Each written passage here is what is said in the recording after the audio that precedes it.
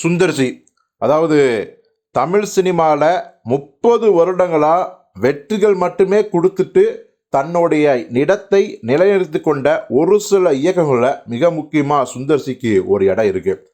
அதுவும் மிக முக்கியமான இயக்கங்கள்னா நம்ம பிரம்மாண்ட இயக்குனர் சங்கர், இப்போ சுந்தர்சி, இந்த 2 பேர் மட்டும்தான் அந்த 90களின் ஆரம்பத்தில் அறிமுகமாகி வெற்றி படம் கொடுத்து இப்போ வரைக்கும் அந்த இடத்த தக்க வச்சிருக்காங்க.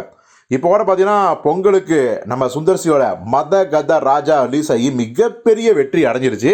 இத்தனைக்கும் 12 வருடம் இந்த படம் லேட்டாக தான் ரிலீஸ் ஆச்சு. அதே சமயத்தில் போன வருடம் தமிழ் சினிமாவுக்கு 100 கோடி வசூல் படமே கிடையாதா, 1000 கோடி வசூலாகும்னு பில்டப் பண்ணீங்க அப்படின்னு சொல்லி வருட ஆரம்பத்தில் பயங்கரமாக கலாய்ச்சாங்க. அது மட்டும் கிடையாது, தொடர்ந்து வெளிமாநில படங்கள் மஞ்சுமல் பாய்ஸ், பிரேமலு, பிரம்மயுகம் இந்த படம்லாம் ஹிட் ஆகும்போது தமிழ் படம் எதுவுமே 100 கோடி கூட வசூலாகலப்பா, அயலான், கேப்டன் மில்லர் இதெல்லாம் கூட ஆகலை 100 கோடி வசூல் அப்படின்னாங்க. ஆனால் அந்த ஒரு விஷயத்தையும் சுந்தர்சி தன்னுடைய அரண்மனை 4 அப்படிங்கிற படத்தின் மூலம் தான் பிரேக் பண்ணார். ஸோ போன வருஷம் சம்மருக்கு அரண்மனை 4, இந்த வருடம் ஆரம்பத்திலேயே மதகத ராஜா. ஸோ இதுதான் சுந்தர்சியோட ஒரு சாதனை அப்படியே சொல்லலாம்.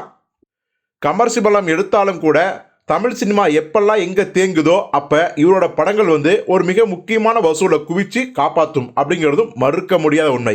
ஆனால் இவ்வளோ பெரிய சாதனை பண்ணவர் நம்ம சுந்தர்சி அவர்கள் இப்போ இந்த படத்தோட சக்ஸஸ் மீட்டில், மதகத ராஜா சக்ஸஸ் மீட்டில் என்ன சொல்லியிருக்காருன்னா, ஏங்க நானும் எவ்வளோ கமர்ஷியல் படம்லாம் பண்ணியிருக்கேங்க, உள்ளத்தை எளித்தா, முறைமாமன், மேட்டுக்குடி எல்லாமே ஹிட் படங்கள் தான். ஆனால் என்ன ஒரு நட்சத்திர இயக்குனர் அப்படின்னு நான் எதிர்பார்த்த உயரத்தில் யாருமே வைக்க மாட்டுறாங்க. என்னை ஒரு என்ன சொல்கிறது, என்னை நான் மதிக்கணும்னு நினைக்கிற இடத்துல வைக்கல அப்படின்னு ரொம்பவே ஃபீல் பண்ணி பேசினார். இதை கேட்ட பக்கத்தில் இருந்த விஜய் ஆண்டனி அவர்கள், சார் அப்படிலாம் கிடையாது சார், உங்கள் பேருக்கு அன்பே சிவம் அப்படிங்கிற அந்த ஒரு படம் போதும் நீங்கள் நல்ல படம் எடுத்துவீங்க அப்படிங்கிறதும், அதே மாதிரி கமர்ஷியல் பண்ணாலும் சும்மா கிடையாது. போன வருஷம் அரண்மனை 4, இந்த வருஷம் மதகராஜா. ஸோ உங்களோட இடத்த யாரும் ஃபிக்ஸ் பண்ண தேவையில்லை, ரசிகர்கள் ஃபிக்ஸ் பண்ணுவாங்க. அதனால தான் பார்த்தீங்கன்னா உங்களை இவ்வளோ பெரிய உயரத்தை வச்சுருக்காங்க, நீங்கள் அதை பற்றி கவலையே படாதீங்க சார் அப்படின்னு விஜய் ஆண்டனி நெகில. அதை கேட்டு சுந்தர்சி நெகில. அந்த அரங்கமே பார்த்தீங்கன்னா ஒரு நல்ல ஒரு விஷயமா போயிடுச்சு. ஸோ நீங்கள் சுந்தர்சி இயக்கிய படங்கள்லேயே உங்களுக்கு பிடிச்ச படம் என்ன அப்படிங்கிறத கமெண்ட்டில் சொல்லுங்கள்.